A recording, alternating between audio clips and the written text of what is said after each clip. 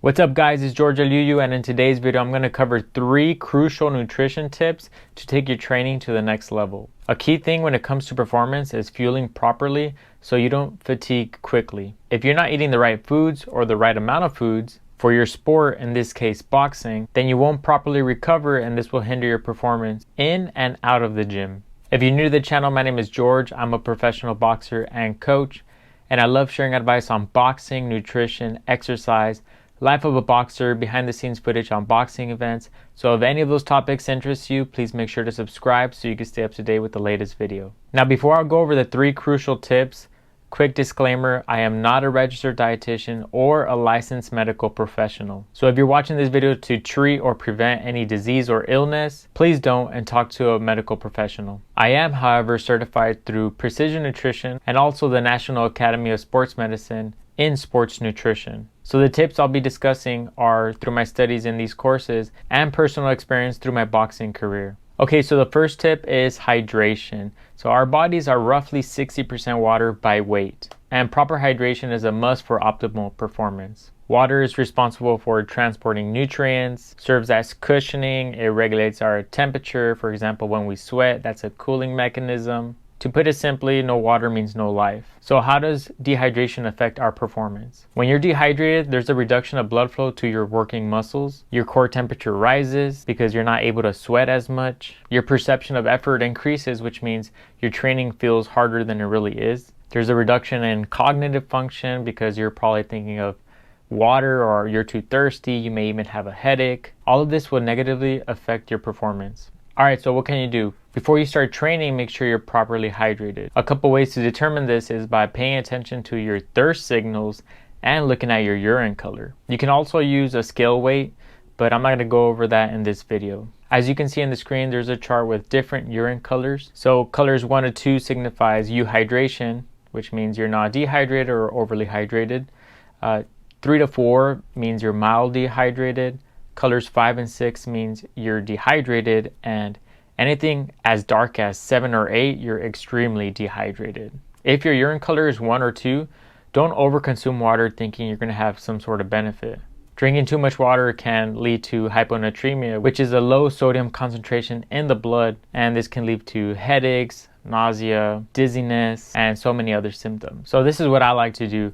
I train in the morning, so usually when I wake up, I like to have 12 to 16 ounces of water. Then a little bit after that, I'll have some coffee to add to my fluid intake. And then when I have my breakfast, I like to add a little Himalayan salt to add some sodium and other electrolytes with my breakfast. And that's before training. As I'm driving to the gym, I like to sip on water with some liquid IV to add more electrolytes, and that'll last me throughout training. So I'm replacing the lost minerals through sweat. Shameless plug, if you use my code GeorgiaCosta562 at liquidiv.com, you'll get a discount. I genuinely believe in this product and I drink it before and during training. So that's tip number 1, make sure you're properly hydrated before and after training. That way you can put maximum effort and reap the benefits of your hard work. Okay, tip number 2 is protein. Protein is one of 3 important macronutrients alongside fat and carbohydrates. Protein serves critical and diverse functions like immune function, hormonal function.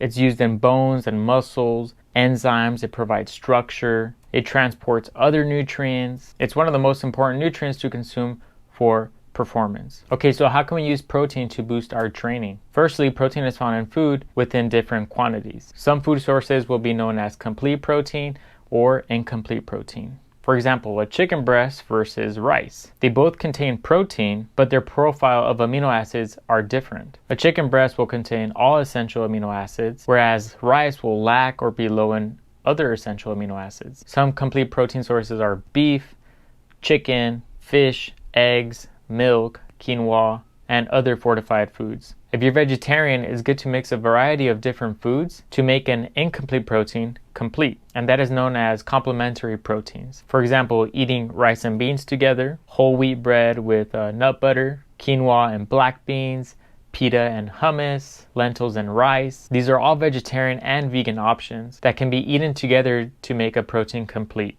Eating protein in the context of sports is necessary for recovery and to preserve lean muscle mass. Okay, so how much protein should we eat? It's best to pace your protein throughout the day. So instead of having 1 or 2 big boluses of protein, spread them out evenly throughout the day. The recommended dietary intake for protein is anywhere from 1.6 to 2.2 grams per kilogram of body weight, which is about 0.7 to 1 gram per pound of body weight. For example, I eat 4 meals a day, from 7:30 a.m. to 7:30 p.m. Each meal is roughly 4 hours apart, and I aim for about 30 grams of protein, sometimes a little bit more, sometimes a little bit less. But on average, it's about 4 doses of 30 to 35 grams of protein per meal. Protein requirements will be different for everyone based on their age, their sport, their body composition, their activity level outside of their sport, if you're injured or sick. But for the most part, aim to have 20 to 40 grams of protein per meal. Alright, so what are some food sources with 20 to 40 grams of protein? So you can eat 4 to 6 ounces of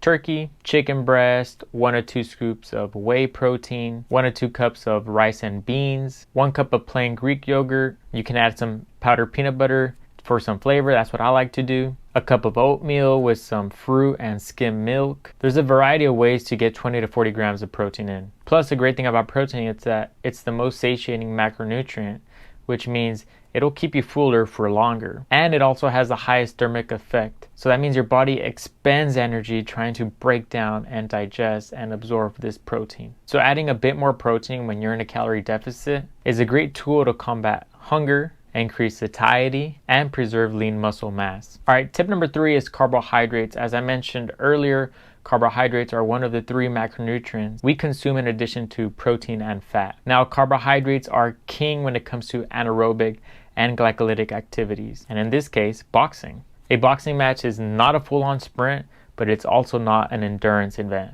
It's somewhere in the middle. There's times when you're recovering, moving around the ring, not exchanging punches. Also when you have a minute break in between rounds. When it's time to throw a flurry of punches with speed and power, then carbohydrates become the primary fuel source at that moment. But wait, don't carbs make you fat?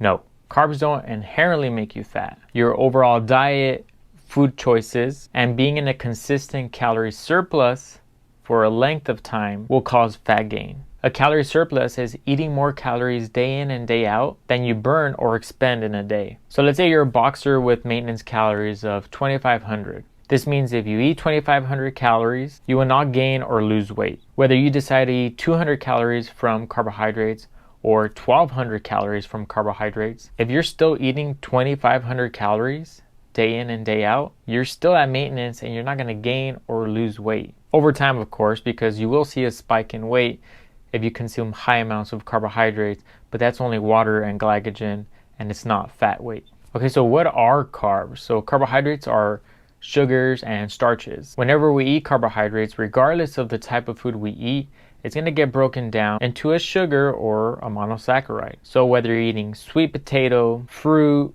brown rice, cookies, bread, vegetables, whatever, the carbohydrate in that food will eventually break down into the smallest unit. Once I understood this, I was able to look at food and not judge it saying, oh, this is good or this is bad food, but rather what's best for me at this moment. And sometimes the best option will be a plate of vegetables, and other times some toasted bagel with some jelly. When it comes to boxing, carbohydrates will provide most energy needed during training and fighting. You can store roughly 100 grams of carbohydrates in your liver and anywhere from 300 to 600 grams of carbohydrates in your muscles in the form of glycogen. As intensity and duration of the exercise increases, your stored carbohydrates will decrease because you're using them for energy. You ever heard of runners hitting the wall during a marathon? That's because they have depleted their carbohydrate stores and they can't keep up with that same work rate, so their body's forcing them to slow down.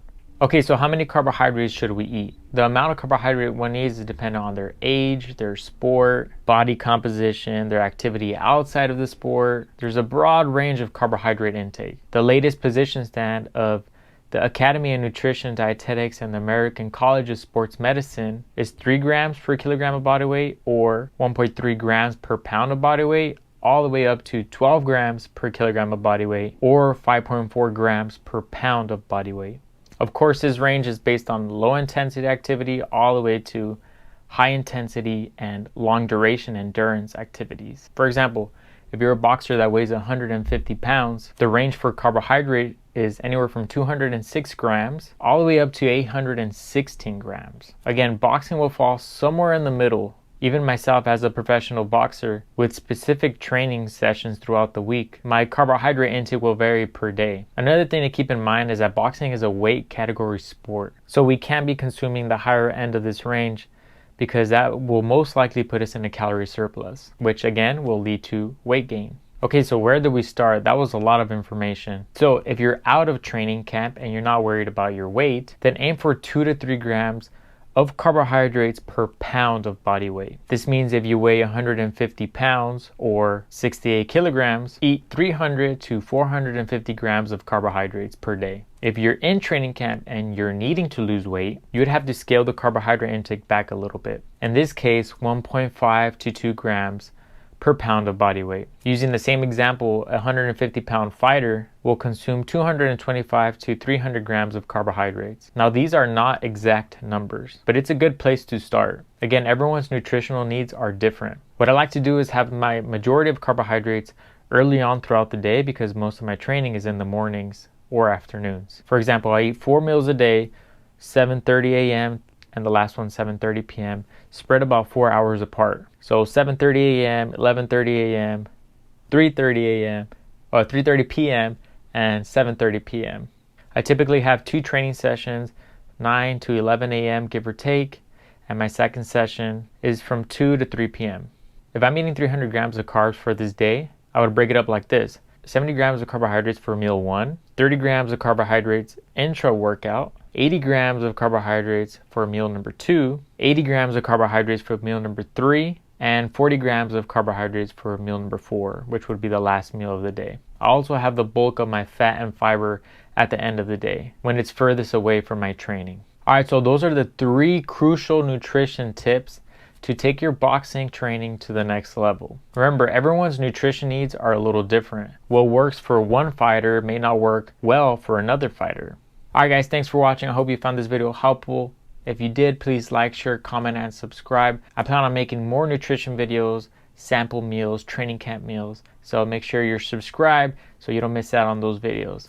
Alright, thanks for watching.